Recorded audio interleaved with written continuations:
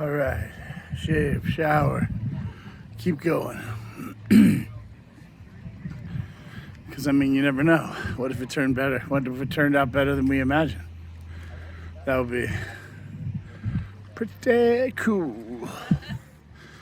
It's Thursday, late August, Redwood Forest, DeCamp Web. I'm going with that even though they call it D-Web. I'm calling it DeCamp, as in we deplane the World Wide Web. And we build something new in the metaverse. At the metaverse. We just build something new. Cut. They call it D-Web, but I'm calling it DeCamp Web because I think of it as like deplane, like decamp the web and build something new. The metaverse.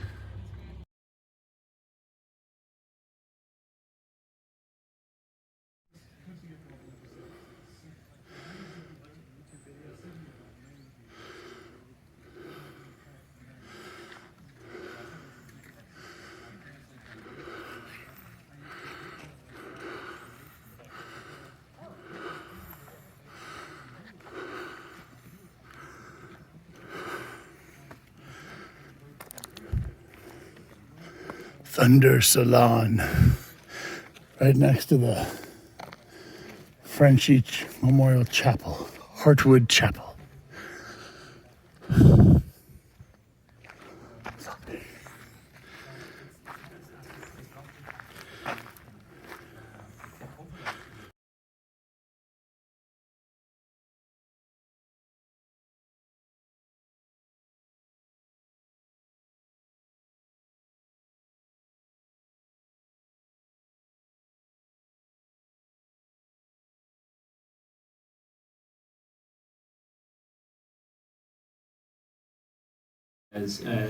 Is really where what can and will be done on the web.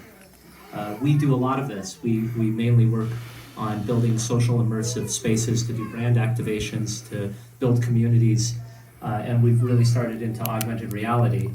And we want to take the principles of data sovereignty, data privacy, data ownership, decentralization, and apply it to this new space where all the rules change, and it's a time to turn the page and actually show a new pattern of how things can be. And we call it Ethereal Engine. It's sort of like a WordPress in the metaverse. So, a couple of things. So, before coming to work on Ethereal Engine and diving headfirst into the metaverse, I come from a very similar Web 2, Web 3 background as to most of you. And I've always said, so what? I don't have one of those headsets. The price point is not there. Most people have never been in a VR world. Why would it matter? And then I discovered that all of our web browsers have a really powerful virtual reality and augmented reality API underneath. And so these worlds right here just run in Chrome. And they run in Chrome cross-platform. So on your desktop, on iOS and Android, and on all the fancy VR goggles and all that stuff, which are incidentally coming to the consumer market very shortly, and with a considerably reduced price point. But, so there's a couple things that I want you to take away. One is, of course, check out our engine. It's open source, a completely open platform for virtual worlds. We're building a WordPress for virtual worlds. So that's thing one. You can see this editor running in the web, connecting to a live shared simulation, and people are, if you ever played The Sims, it's literally like building a store like The Sims while people are running around. I can be in VR and be like, no, move the tablet over there, put the sign up there. It doesn't look good when you walk in virtual reality. The multiplayer aspect of the editor really caught me. And it's recording everything going on in here. Audio, video, Awesome. 3D movements, and yeah. So thing one, definitely check out our engine, etherealengine.org. Thing two is, if you're new to the metaverse, like I was, it's true what Liam said, it is a new world, but all of the decentralized rules and lessons apply. Meaning, we still need Web3 style cross-domain authentication.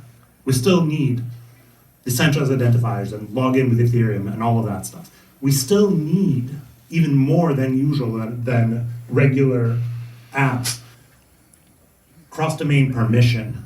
Because if virtual 3D worlds are going to be the WordPress blogs of the next couple of years, if I host a world in my domain and Liam hosts a world on his, and I buy a hat in my world and I want to come visit his, I don't have an account. I don't have a trust relationship with Liam's world. But if I bring my own, if I bring some of this de-webcam tech that we've all been working on, if I store my identity and my account preferences and my avatar and my hat on my personal wallet, I can now visit all of these worlds that implement the same open standards. And we have true interoperability, not in the nightmare variety where it's all owned by one company, but a truly interoperable metaverse. Yeah, so what you can see here, is what we call our control center. It's an Electron app that actually allows you to run Kubernetes on any Linux device and what's soon to be any major device. And you essentially just install this control center on all the computers in your house, make an account, they all peer together, and now you can run your own metaverse across all these machines and distribute the load and build an actual large interactive 3D world that's all run under the hood by Kubernetes and solid pods, and but actually running the infrastructure to host guests, to host your friends. Yeah. Is that cloud streaming partial piece of the world from the other devices, or is all the rendering? So this control center and this Kubernetes control plane are running shared simulations, and they're essentially like negotiating the audio and video and simulating some of the physics, but it's not doing any of the rendering. It could, we've built it so it could, but we really focus on the rendering happening right on the browser itself, where if it's mobile, it's like very lightweight, like PS3 looking, and if you're on a big beefy laptop like this one, it looks pretty much like an Unreal Engine game. But it's very flexible. This is the magic of web tech. Like everything we write once, and it runs on the server and the client. You can see this is very much where we're going, which is the really interesting part, which is this engine's, much of it's specifically designed to break down people into characters and skeletons and record this skeletal track and volumetric track along with the audio and video, giving you a super high fidelity recreation. I could go do a performance in this world, record it, play it back, and it's like I did the performance down to very high fidelity. There's also a lot of movement going on in this space to digitize the world using cameras, and I can show you how good it looks just from my camera. Bring it into the virtual world. And really what this is the groundwork of is what's going to replace video, a fourth dimensional recording of reality. Extracting out just the motion capture of dance performance or a music performance and applying that onto my virtual avatar. And what's the infrastructure that's going to go on there? Like, do I sign the recording with my identity that was me, and then apply my avatar that's also part of my identity to this composite performance and things like that. So this is us. We built a version of the Globe Theater, famous stage, in our engine, and we made it a performance space. And there's volumetric in here and motion capture and streaming from the web and all sorts of stuff. And we're playing around with all the types of experiences and interactions we can prototype in this. Yes, yeah. What sensors are being used for the recording? Is it just like Vive? So we use something called WebXR, which is like a universal standard for most VR gear. And we're expanding into motion capture through webcams, which has been pioneered by a couple groups. And that's called pose capture. And there's things like PoseNet, MediaPipe that do that. Where it's just open a web page, turn on the webcam, start dancing in front of it. They have the thing called multi-point pose match, so I can open up the web page on my phone, open it up on my desktop, stick it about 90 degrees from one another to get two different angles, capture the same performance from two clients, and it gives you a super highly accurate mocap. this is like motion capture that Multi- required suits and $10,000 multi-pose a year, 10 page years ago. map. You can now do it on two web devices, like nearly live. It's pretty crazy how fast this has all gotten. So we think it's incredibly important to bring sovereignty to this model because we're collecting 10 times as much data with 10 times as much fidelity and accuracy than any time ever before. It's like the threat asymmetry of this tech is nuts. We need everyone needs control over their own data in this world. What did you say? You said WebXR uses multi-pose page map. Well, what it does. No, I'm sorry, but the question is, what was the second thing you said? So look up PoseNet, look up media. PoseNet? Pose and net. You can look up media pipe. You can just look up markerless motion capture. These are all kind of the terms of art out there of people who are doing What it. was the third one? PoseNet, media pipe, And markerless motion capture. markerless, a mocap. So my question is, can you talk a little bit about skeuomorphy as it relates to IRL? Well, it's as far as like if you mean like trying to make something in the virtual world that's sort of like the real world. No, do you know what I mean by skeuomorphy? I was going to ask the same thing. So, I thought you meant like skeuomorphic? Yeah, Or- yeah. Yes, that's what I mean. Okay, got but it, that's got it. that's the yeah. I mean, I guess I'm making an adverb out of Got skeuomorphic. it. I don't know. I don't know. We do a lot of things like we just did a DID demo. Could on you verifiable educate us credential as to net. what the question was, please? Yeah, Those are totally new terms. yeah. I can do So- that. I can do that. Because it's my question, right? Is that Go okay? ahead, yeah. I'm sorry. My No worries. my bad. Party foul. I mean, like, why do we care what the VR, let's say, totally immersive space is going to be as builders? Why do we care what the totally immersive space is going to be? Whether it looks like the Globe Theater in IRL at Stratford-on-Avon. Like, what? That's called. So that's a great question. But would you agree that that's called skeuomorphic? Yes, Okay. Skeuomorphism. Yeah. So skeuomorphism is basically something. I'm gonna just try. This Go. is like the Charles Kirby version of this bullshit. This is the Q&A, right? Go. Like, so Chris, what I'm asking is like, why does it matter in VR whether the globe, whether the VR thing looks like a conference room? Why can't we go into an immersive space as humans and be like, oh, it looks like just like a tabula rasa Rosetta Stone. Why can't we just go into that? We absolutely can. So No. We can, but the question is why. Understood. Right. So Okay. let's- Great. I Does think that we can- answer your question? Got it. Go. I think we can tackle that. Right. So, Right. God willing. How much time do we have? so 10 years. part of the reason why, and I think the question holds the answer in of itself, for familiarity. This stuff is new and scary. People need something reasonable, an entry point. William Gibson famously said that part of the reason why computers looked like beige boxes in the 80s and 90s is manufacturers didn't want to scare their users with the outsized impact that they were going to bring. And so Yeah, we were we built a mall to show to some major electronics manufacturers. So we literally made their most successful store at their most successful mall point because they. So the answer to my question is money. Yeah, well, and user familiarity, which and is user not to be familiarity. discounted. Right, I know, but the count, the marker as to success of the need to have familiarity is commerce.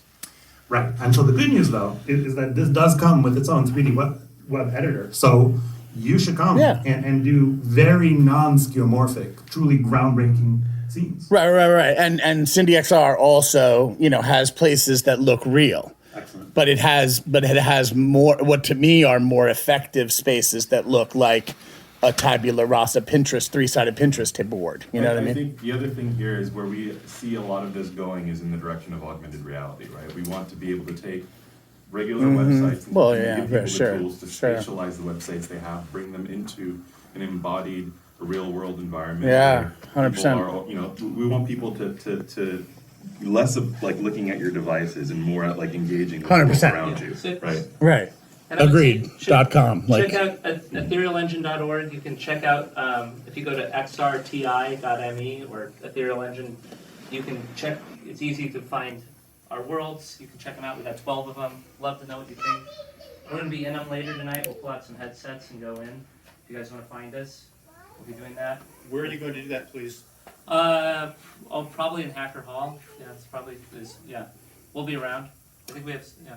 So, Thanks, everyone. thank you. Thank you. Woo! Round of applause.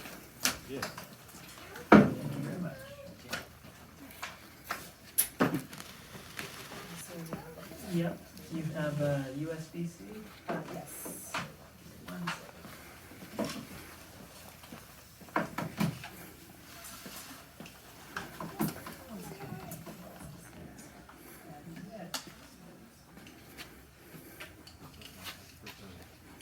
Charles, Yeah. it's 5 o'clock. The boys are off. They have not texted me, so you should Venmo's. No, I can't. I mean,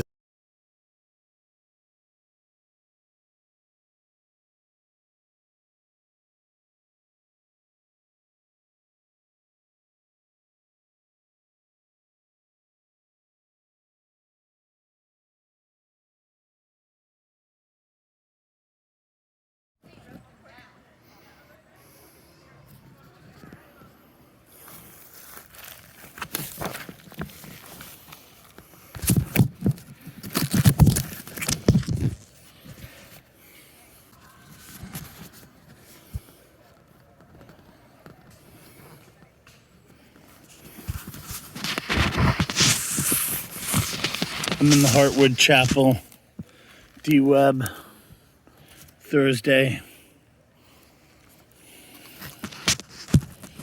just before dinner. And I'm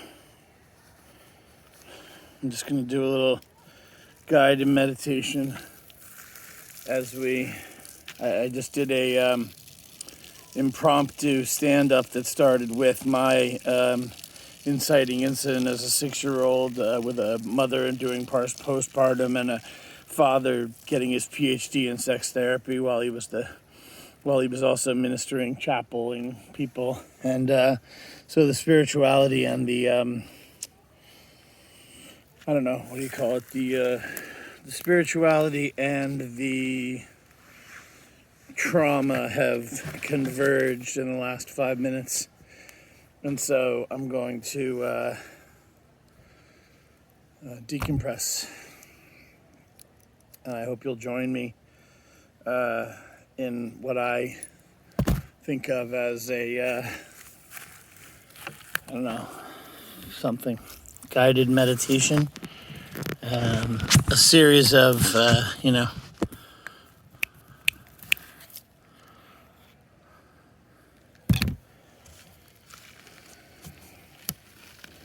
tactics that get me from one place to the other before I go eat dinner.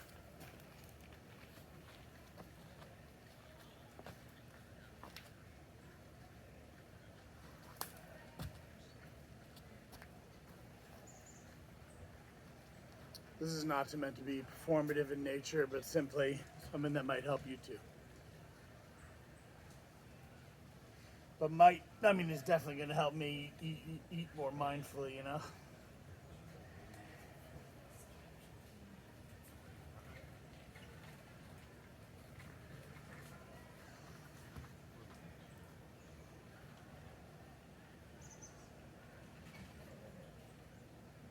Dear Lord, please let my body be pointing towards the sun.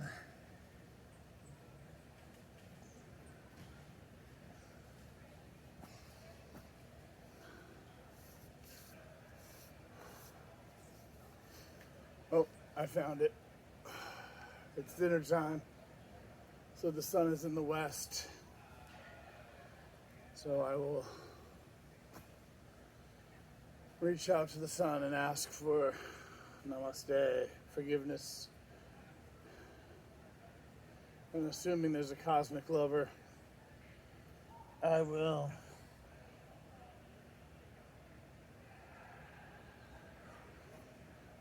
remember to breathe.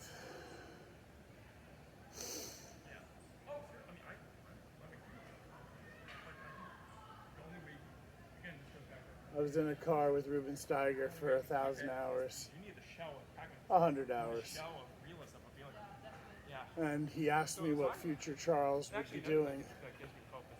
And one of the things I put on the list was yoga again.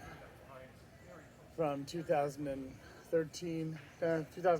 to 2015, I was the official yoga teacher at the collegiate school in Manhattan because the tech theater kids wanted to get their PE credits out of the way, and the only time they could do it and then be present at the afternoon rehearsals was 2:45 to 3:15 every day. So Bill Sweeney and I volunteered to be the teachers. So I don't usually put it on my resume that as a yoga. The group to vote on an extension. RDF lets you just like define that, and you can sort of mix in your own extension of the vocabulary with the core vocabulary itself, and you don't have to like pick one or pick the one with the most votes, I guess, which was an idea in the last top, or anything like that. You can just sort of like compose all the schemas via RDF. It's not a holy grail or anything, like it has its quirks, but I think the extensibility model is really useful. And there's an idea for future extensions here from the wiki. We're doing it. Want to say a couple words for themselves? Ben, do you want to say something? Hi, I'm Ben. I'm a CTO of Starling Lab.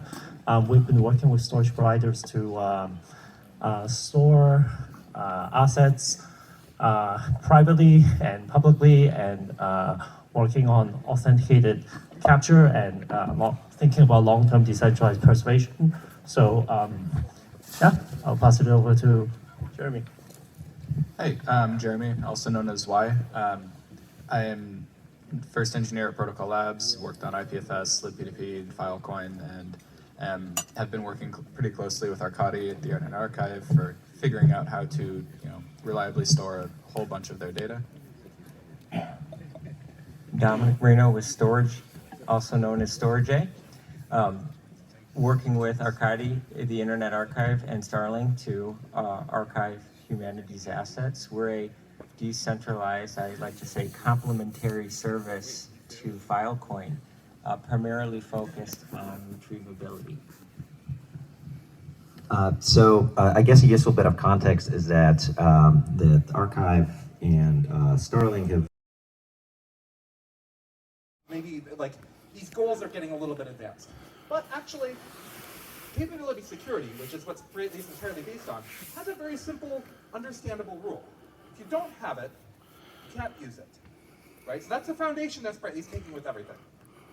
And in fact, if you think about taking a pure programming environment and you just think about argument passing around things, the ability to access this file, the ability to do that, this is actually just resembles the kind of ordinary argument passing that programmers do every day in their programming.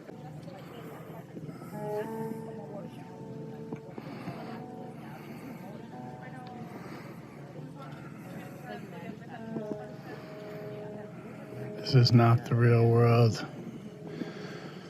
And the people in it here with me at DWeb do not understand the real world. They think VR is old school.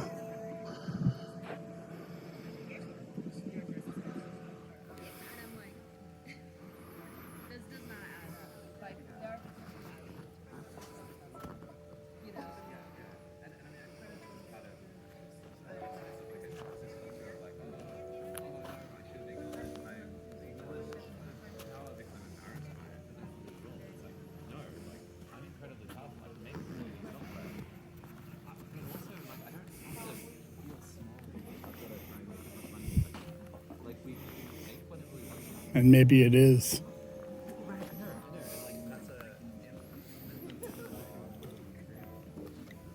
Hey, how are you? Good, are you? Good.